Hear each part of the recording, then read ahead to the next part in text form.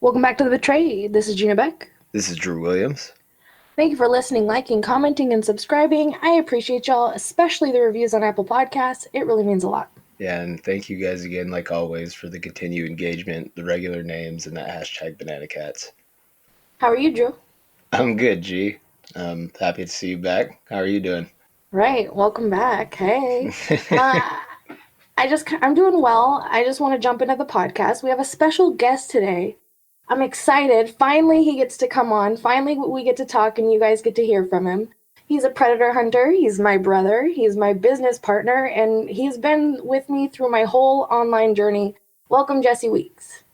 What's up, G and Drew? Thank you so much for having me on the pod today. And Hunted and Confronted in the house. What's up? Hey. What's going on, brother? Oh, not a lot. Just enjoying the night. What are you guys up to?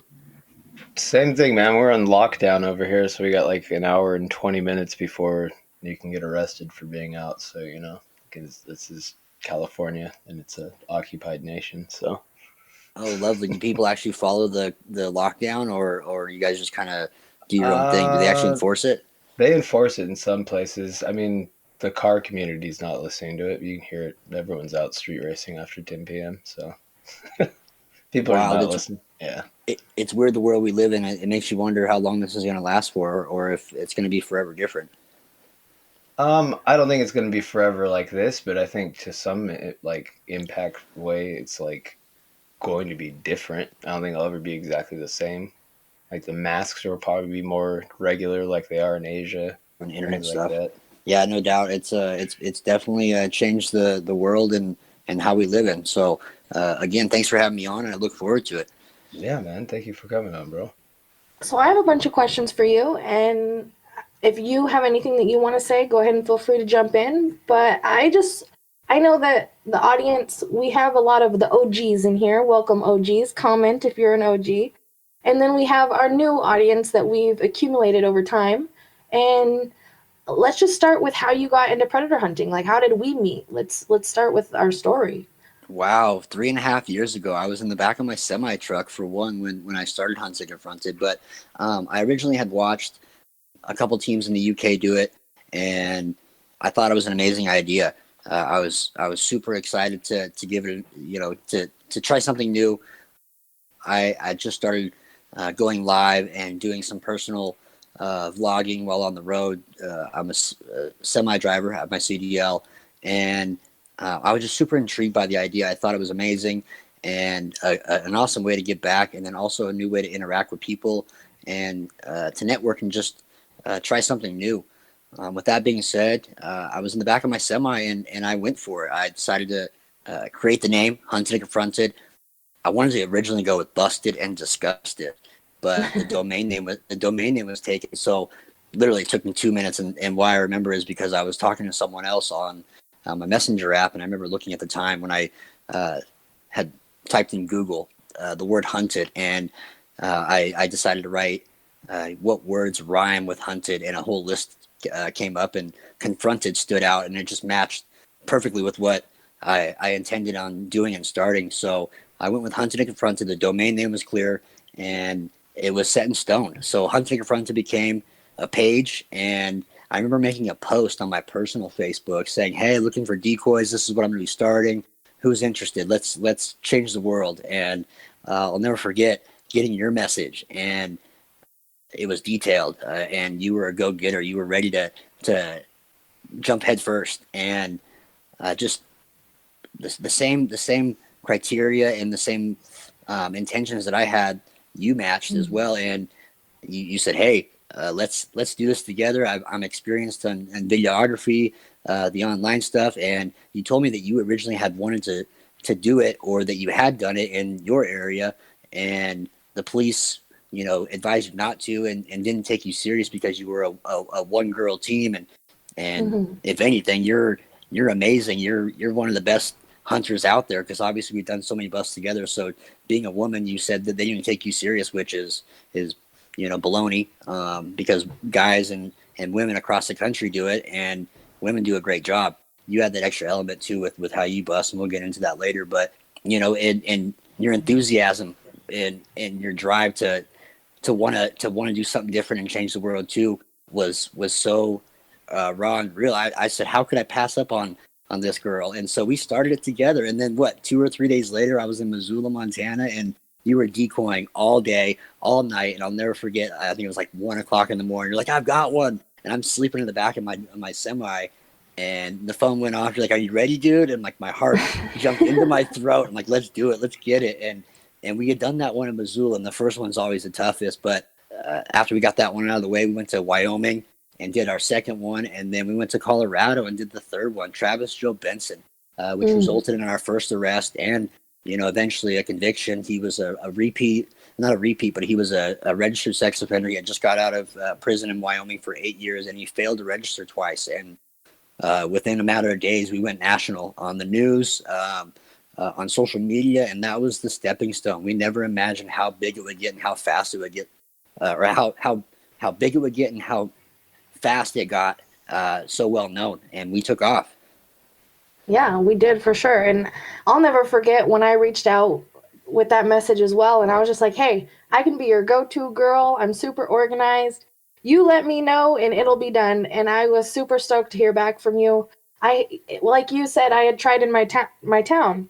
I put up an ad on Craigslist, just like I had saw others do. And I posted on Facebook all the insane messages that I got, showing them that this is real. This is like really legit. Like, people are not faking this. They're not faking being out here catching these people. Like, these are the kind of messages I'm seeing. Well, somebody who saw those messages took it the wrong way and called the local police department in my area. Someone who knew me, because the police came to my house, So they came and she was like, what's going on? And I explained everything. And the cop was like, well, now that we're here and we're talking to you, if anything happens to you, it's your fault. And there's not going to be any consequences for the other person for their actions. Like, it's your fault because you're choosing to do this. And I totally accept that. Like, if I get hurt doing this, I'd rather it be me than a real child, right? So literally it was a few days after that when I saw your message being put out there. And then I saw that you were promoting that you were in Spokane area, which is super close to me, which I thought was even better. Like, why would I want to decoy for someone all the way over across the country? I thought that was the best fit so that we could meet and we could be together. And I'll never forget the day that you're like, hey, you want to go on the road with me? Like, we're kind of skipping a few steps, but Jesse, he invited me to his house. I went to his house. It was supposed to be like a weekend or a week thing.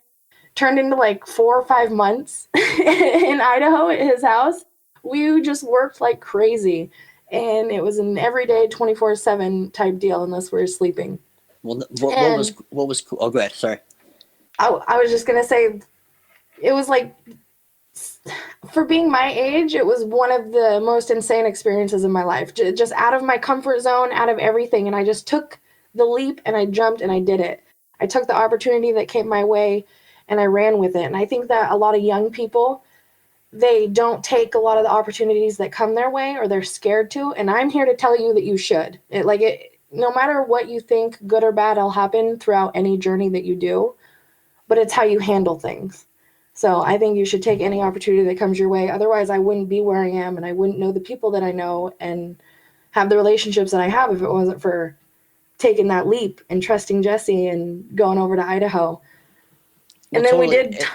And it's like all three of us have taken that leap and that jump. I mean, I was nervous and afraid to start a page and to do something that I've never done before, and in a topic that was new to me. And it was obviously something that I was willing to do research on and to learn as I go. But even with Drew, like when we started and we were in full effect with Hunted and Confronted, Drew had created different.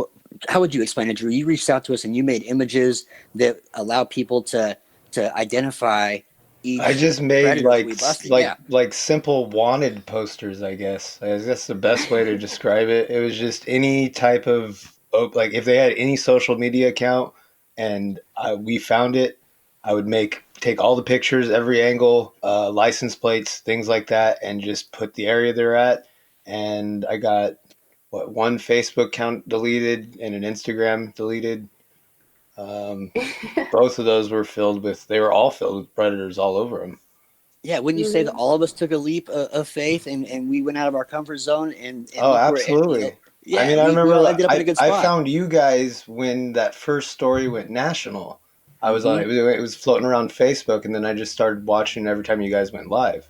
And I was just like, I don't know who these guys are, but I like what they're doing, and like if I can help like these pedophiles, let's get these people out there and get their faces out there. That's all I was worried about, and I just liked what was going on between you guys. Hell yeah! And G, before you came and lived with Jordan and I for 5 months, and we literally did it full time. And then before we went on the road, I remember I think I was in Pendleton, Oregon, Yeah.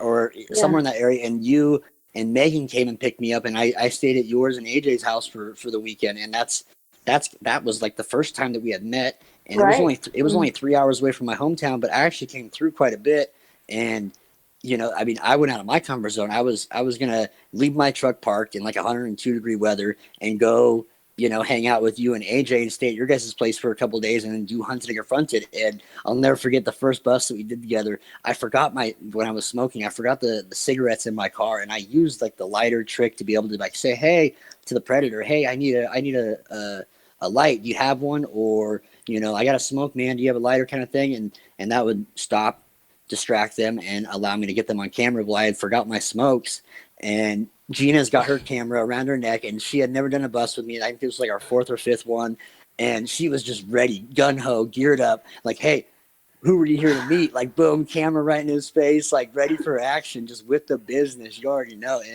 and to see your drive and your will and the concept of no fear, I commend you for that, and I respect you for that. And we can look back and laugh about it now because we've done so many, we've changed our style up, but it's awesome to see like where we started and where we're at now with it.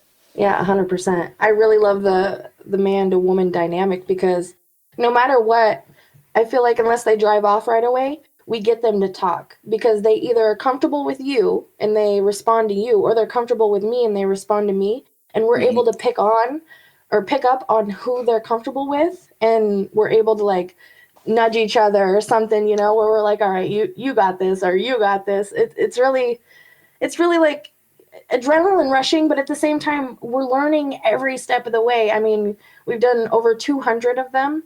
I've I've learned so much compared to the first 10, 20, 100 even, I and know. compared to now. Can you say that with 211 under our belt in 17 different states, can you say with our supporters and with how much we've learned now that the busts from here on out are going to just be on point, extremely interesting, and we're going to be able to just use all of our skills and techniques that we've learned throughout the last 3.5 years, that it's just going to the busts are just going to improve and be that much more enjoyable and educating to watch. Right. What's amazing about what we do is that no exposure that we do is the same, right? So that means every single one we learn something from it. Afterwards, we Jesse and I, not live, we talk about how it went, like from A to Z. And it's completely different from the last one, the last five. And there, no matter what, there's one thing that we pick up from every exposure and we learn from it and we use it for the next one. I don't think there's ever going to be a time where someone is 100% perfect or 100% knows what they're doing or who they're going to be walking into, because you never know. So I think that's what's great, is that we're confident, we walk into it with confidence, and we would rather risk our lives than a child risk theirs. And we're just trying to get answers just like the audience wants, and that will help them learn to protect their kids. Because when you hear what these groomers say, it always starts off is, one of three ways: very, very dirty right away off the bat, just disgusting. No, go away, right? I don't want to talk to you. But then they warm up and they groom themselves into the conversation and you into the conversation. Or right off the bat, they want to teach you. They want to be your friend. And they like ease into it. And then it gets crazy and dirty and gnarly. So it's always an educational tool with what we do. Of course, and I know that I was able to implement, I guess what you would call it would be an episode or a part of Hunted and Confronted Live, because as everyone knows, we live stream our catches on all social media platforms, but we also live stream now the decoy aspect of it, and we call it Red Talk. And with Red Talk, I feel like that was an important key into educating parents and family members across the country on how these predators communicate and what tactics they use.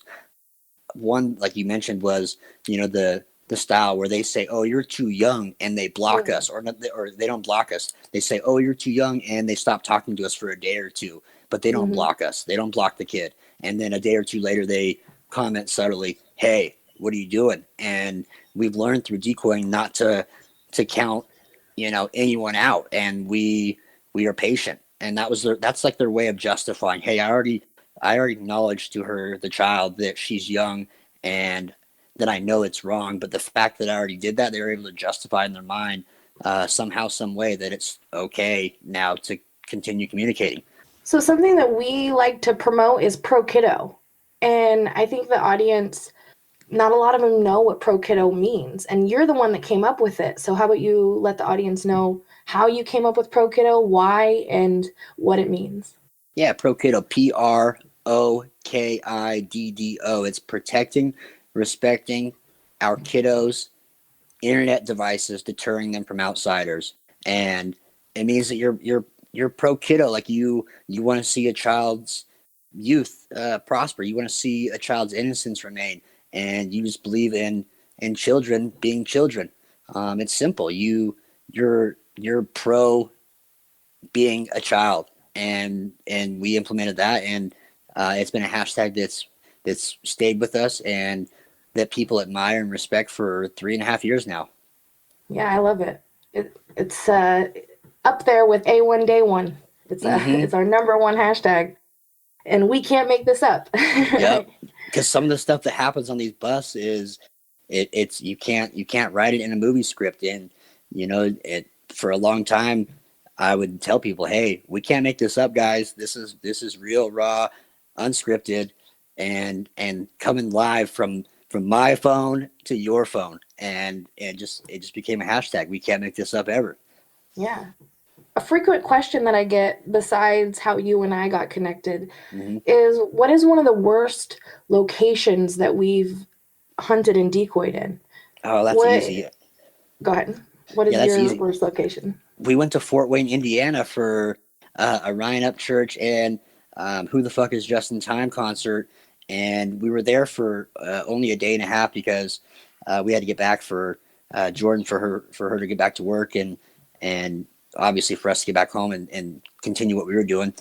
But we were there for 15 hours, and we were able to catch 7 guys. And I'll tell you what, Your Whisper, one of the apps that we use, which is an anonymous chat app, My Whisper, and a couple other apps that we are using, literally probably had between both of us easily 50 to 100 guys that continued to message us thinking that we were a young boy or girl when we had left 24 hours later.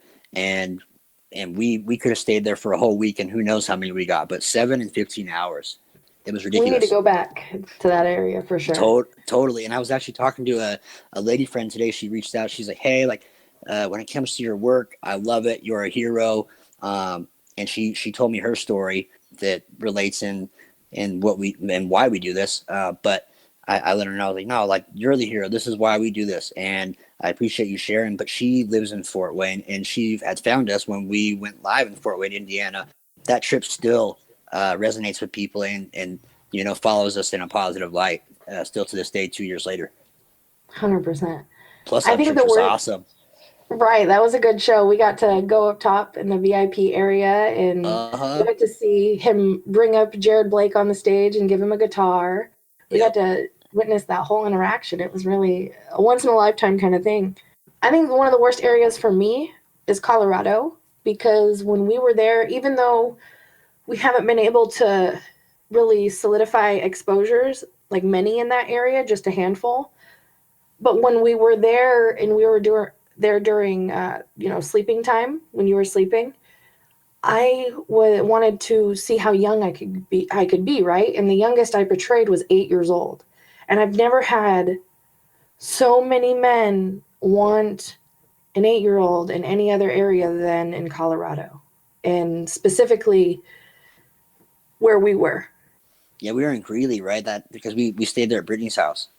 Yes. In part the truck there. Yeah, and then that also reminds me of Seattle when you got locked out of your whisper. You were very specific on your whisper post, and you put, "Hey, I'm 13. It's my birthday," or "Hey, I'm 13. Like I'm bored." Yeah. Whatever you wrote, and your phone was blowing up until they blocked you on it, which was good to see those apps recognize, a post like that, because people out there listening, you might think it's not common to find posts like that, but I guarantee you that kids from all ages, when they're able to have their hands on a cell phone, or if they're given a cell phone by their family and it's not monitored, or if there's not any preventive measures put on there, they post apps, or comments or whispers that say exactly that. Hey, I'm bored. It's my birthday, and that triggers a whole litany of comments from other people, specifically older men. And I know for a fact that there's kids on these apps. I have screenshots to prove it. Being in anonymous chat rooms, I've literally witnessed posts of all ages being very descriptive, and you would think that they're talking like an adult. I don't want to say everything on here because it's so descriptive, but if you want to message me and you want to see proof like that, to see it for your own eyes, I have screenshots of when I was in these chat rooms and seeing these things, on Whisper included, and other anonymous chat apps. Kids get a hold of these apps, they're on them, they think that their parents aren't going to find out. There's tons of ways to hide things from parents these days too. There's safe apps that need a password. If your kid is the one with the password and it looks like a settings and you don't know because you're just looking for apps, you don't know. You need to go to the downloaded. You need to find in the app store what's downloaded. You need to view that way, or just have total control from their phone through your phone. I was gonna say, or install something like Custodio that monitors everything they're doing on their devices. Exactly. Yeah, and how do you spell that, Drew? People ask me that all the time, and obviously I don't have. I'd have to look it up. Give me a second here. I'm so bad with spelling. Yeah, no worries. And real quick, there's a lady friend that I have, and she's got two daughters that are almost 12 and almost 10 here in like a month and a half. They'll be 12 and 10, but she has just on her Verizon plan apps that are 13 and older, or 13 plus, that they can't access. So that would include YouTube, but she just figured out there's a kids YouTube or whatever they could use. Mm-hmm. But yeah, she has just a preventive measure on there. It's apps that are for the age of 13 and up, they can't access. Yeah, a lot of the newer phones already have built-in stuff. It's just people don't realize they're there. But if you want a company that's specifically dedicated to, it's the one he was asking about was Custodio, and that's spelled Custodio and .com. Custodio.com. Yeah, I'm curious because one of our awesome supporters recommended that, and we've directed many families and parents to that app. But can you maybe list off some of the features that they can utilize as parents? Yeah, there's a whole things about. So obviously it blocks pornography. It monitors everything that goes on YouTube. It has a family locator. There's a panic button for Androids. Let's see, there's another app that just monitors all the social media network activity. So things like Facebook, Twitter, Instagram, WhatsApp, and more. The pricing, there's like 3 ranges of pricing too.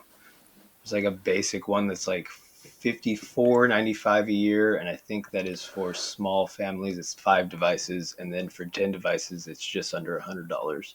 Yeah, my family uses it. It's definitely worth it. Yeah, totally. And then when you were living with us, 2G, this is just random thought. Tell the people what our favorite food was to live off of throughout the whole hours of the day and night while we're sitting there grinding, decoying, talking to hundreds of thousands of guys. Man, it seemed like that. But we probably talked to a good 50 to 100 guys a day. What was it? Lunchables and pizza pockets. Yeah, Lunchables and pizza pockets. I posted a picture of my lunch. What was it yesterday? And Yeah. a girl commented. She said, "About time you get rid of those pizza pockets," with like a laugh face emoji. I'm like, right on. That's how loyal our supporters are, man. They know what our favorite snacks are. Yeah. Mima would always give me crap for eating Lunchables too. Those are no good for you. You can have real meat and Uh, real cheese and da da da. You don't need they to get taste so Lunchables. good. Yeah, They they taste do. so good.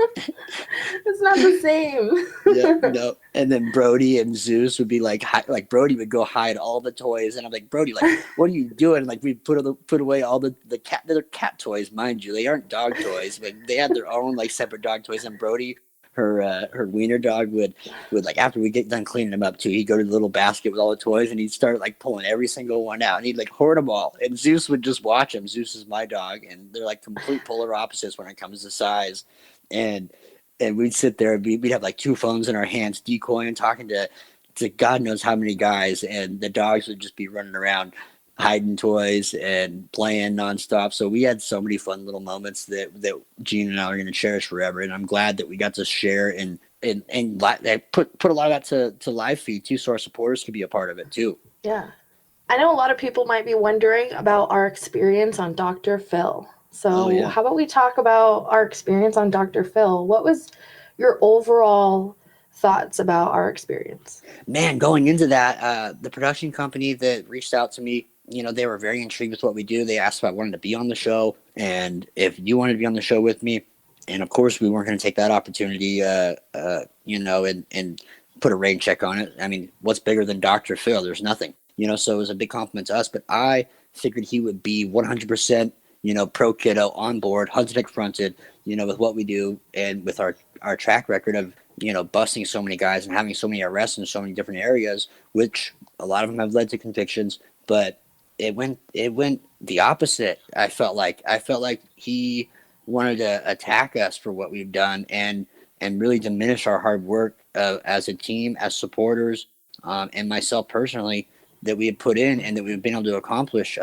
He went with the narrative that he wanted to go with. He knew that we weren't going to be prepared for it. I felt like I was able to answer the questions modestly, and anytime he allowed me to speak without cutting me off, Right. I wanted to make sure that I gave thanks to the team and let them know like how proud I was of the team and our supporters. But if I could go back and change it, I would, because first of all, I'd tell him, hey man, I know your name is the show. I know your name's blasted everywhere. It's Dr. Phil, right? That's the name of the show. You're Dr. Phil. It's your show, bud. I get it, Doc. But are you going to let me talk? You know what I mean? And I wasn't in the right headspace then either. I wasn't feeling good. I had a lot on my plate that was in my personal life going on. And I had a lot of life changes that were going on and that I had to make. So I wasn't in the right headspace. And plus I was taken back. It was my first time on national TV. You weren't there by me, and obviously we work well with each other and off each other, and we make each other comfortable. You were right there in the stands, obviously watching, and that was great. But there were so many other factors that were implemented that people didn't get to see or that they may not know. But I would tell him when he pulled up the Internet Crimes Against Children for Post Falls letter during the pre-show interviews, I said that police have been receptive. I didn't say they support us, okay? I said they were receptive, meaning that when we need them, they come. They do their job. And with the U.S. Deputy Marshal that we had exposed, that I actually decoyed, Derek Doffenmeyer was his name. He was a U.S. Deputy Marshal for Internet Crimes Against Children for 15 years, and he was coming to meet up with a 14-year-old boy, so he thought. He was talking to me. In his government car. Yep, in his government car, and he was smart with how he narrated the conversation, Derek was, and he knew what he was doing. And I actually told him multiple times when he kept calling me. Remember that we were in the car, it was raining that night, I'll never forget it. And I flat out told him, do not come. Like, I don't want to hang out. And we tried to reschedule. Yeah, because many times. He wasn't vulgar. He wasn't extremely sexual. He would hint at it, obviously, but he was very, very careful. He knew what he was doing. And I asked, remember me looking over? I was like, gee, like, he's coming. Like, he's not gonna take my no for an answer. What do we do? And we weighed the option of either ghosting him and risking him not coming back and not thinking we were real, or we went with the chat logs that we had, all the missed calls. Obviously, the age was given to him. He was okay with the age, and knowing Multiple that he times. was multiple times, and we gave him multiple opportunities to make the right choice. We told him multiple times not to come either, so he was extremely persistent. And you don't come 45 minutes away to be with a 14-year-old boy that persistent in, downpouring rain if you don't have an agenda. Right. And so we decided to go bust him. And I'll never forget, after we exposed him, what was it, like 3 weeks later, that the prosecuting office contacted us, because we send all chat logs and videos over to police. Even in our area at that time, they didn't want to come do live arrests anymore. So we still sent the information over, and what they do with it when they do receive that is up to them. Did our part. Well, with that being said, the prosecuting office, the feds, is what it was, contacted us, said, hey, like, can you guys meet us with me over some evidence? Well, at this time, we figured that they wanted to help. My opinion, this is just my opinion, is that they wanted to find out how much we had on him to cover their own ass. And they took the burner phone, they took all the information down, and they asked us multiple times to delete the video. We told them, no can do. We're not going to do that. So they wanted us to delete the video. And if you go on Google and you type in Hunted and Confronted, I don't know if it's there now, but it's been about 1.5 years since I looked, but there was actually a news story that was done on it. And we were never for it. It was news to us that they had done, that the news station here locally had done a story. Well, when you click on the link, it says the page you have requested can no longer be found. So they swept the story under the rug and made sure it wasn't public. Well, with that being said, remember, keep in mind, they contacted us. During Dr. Phil, he pulled up a letter that his production team had reached out to ICAC and asked them, hey, do you support Hunted and Confronted and Jesse Weeks and Gina Beck? Well, they said that they don't support us. They recommend that I stop doing it, et cetera, et cetera. Well, I wish that I had told Dr. Phil the info that I had just given, you guys, that they wanted us to delete the video. They contacted us for the evidence and the info that we had. And if that doesn't fit the description of being receptive, then I don't know what else does. But they were also deceitful to the whole world that watched that episode. And I wish that, defended He didn't the really team and myself more. Yeah, he didn't really give you a chance to respond to things. It was kind of like he was just showing a slideshow of your personal life and your personal downfalls.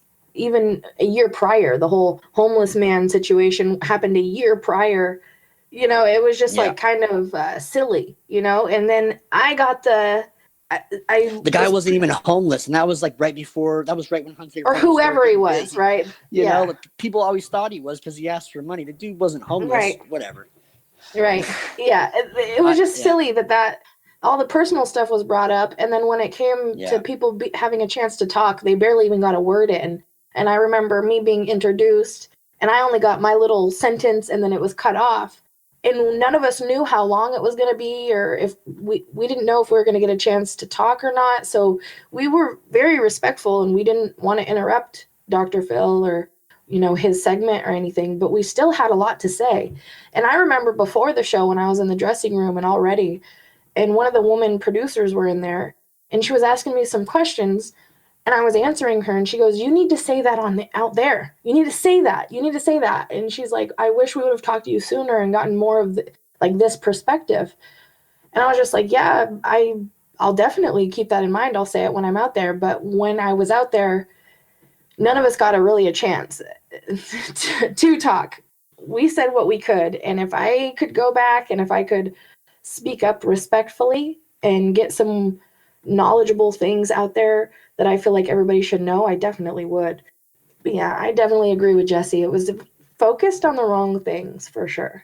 Yeah, I think the other part is they had on the show. No, I'm sorry. I think the other thing too is Dr. Phil is a television show.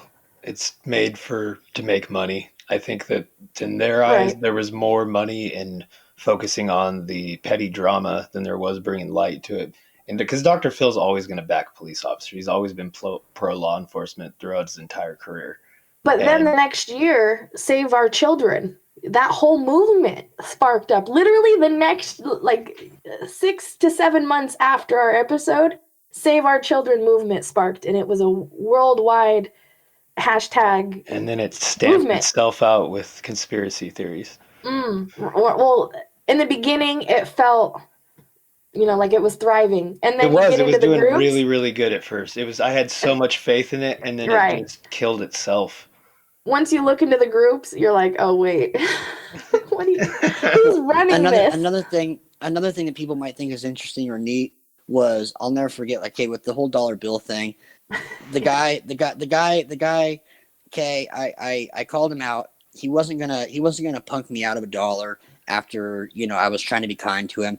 If he wanted a half gallon of liquor like he said he wanted to with that $1 that he asked for, that I did give to him, but I did take it back when he lied to me on the intentions of it. Which, if he said that, hey, you wanted some beer with it, I would have gave him some beer. I was going out to the lake cabin for 4th of July, no problem. I had beer on me, but he would not have bought, or if he wanted to go get a half gallon of liquor, if he had money, for one, why didn't he just downsize to like a fifth and Right. keep the change? Like, why do you need a half gallon? He told me he needed a half gallon of gas. He lied to me. I gave him $1, and he walks right in front of him to the liquor store. So yeah, I lost my shit. I was new to the whole online world, and I realized at that moment, what that moment did for me, though, is it allowed me to realize that my life was no longer private, and I couldn't trust people that I thought I called friends that screen recorded that video. I never made that video public, but they screen recorded it when it was live.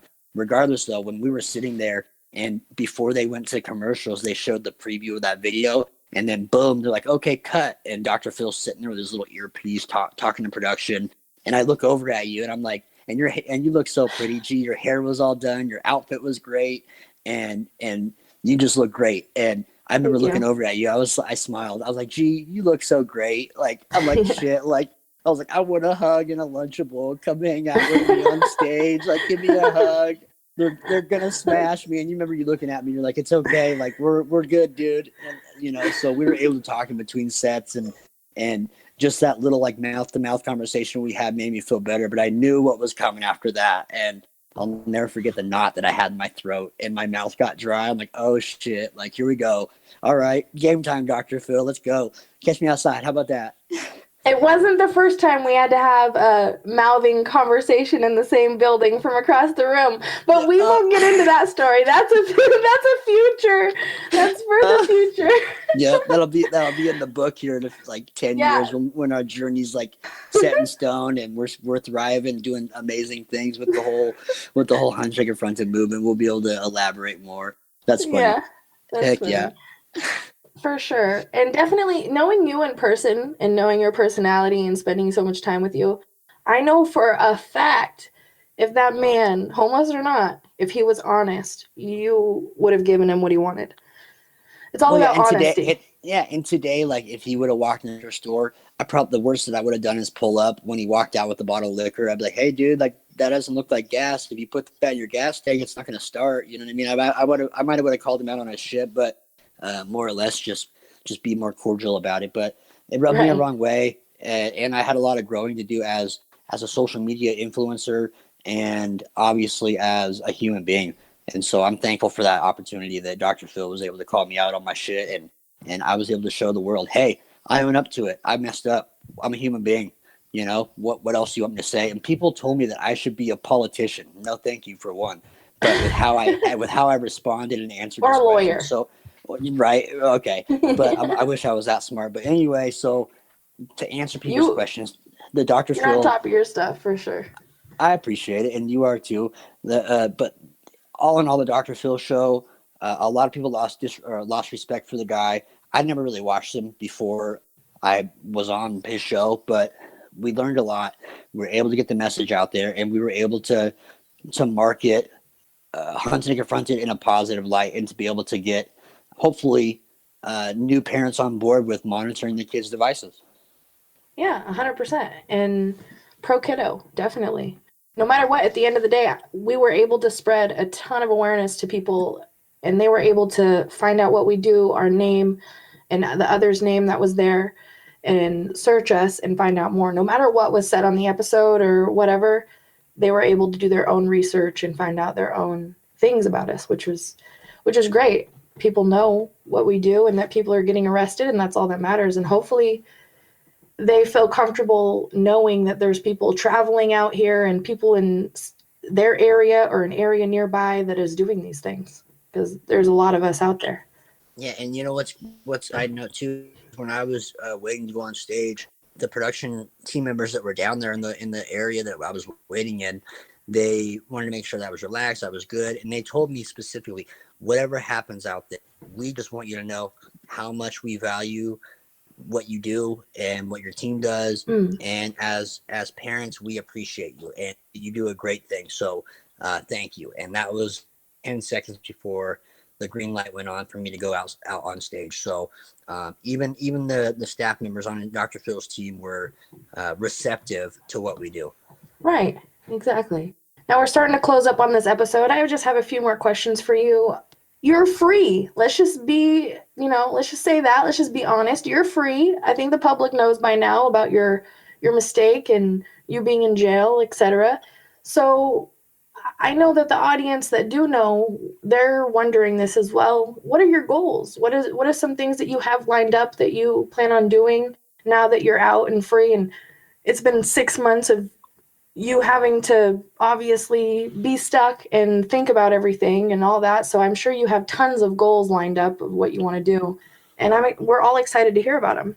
Yeah, of course. And, it was a privilege to be able to have some free time, to kind of have an own personal vacation behind my gated community, as I refer to it as. I was in a program for the state of Idaho Department of Corrections for 6 months, and then I was in county waiting for the transport to Boise, where I started my journey with the Department of Corrections for about 2.5 months. So a little under 10 months is where my time stands. But I not only worked out every single day and became a pro men's beach volleyball player, but I was able to create a ton of great relationships. A lot of the staff members followed Hunted and Confronted, actually, and then a lot of the COs, corrections officers, followed, and one in particular actually pulled me in to his bubble, saying, "Hey, Weeks, like it's been 5 months, and I guess now is a better time than any other, but my wife's a huge Dr. Phil fan. What was it like?" So I was able to have a lot of good relationships and impact a lot of people's lives, with my stay in my gated community. But my goals, man, I'm working full time right now. I'm getting paid well. Obviously I have my CDL and I love traveling. I love being on the road. I don't have kids, and I'm single now. So that's an opportunity that I'm able to take advantage of when it comes to being on the road.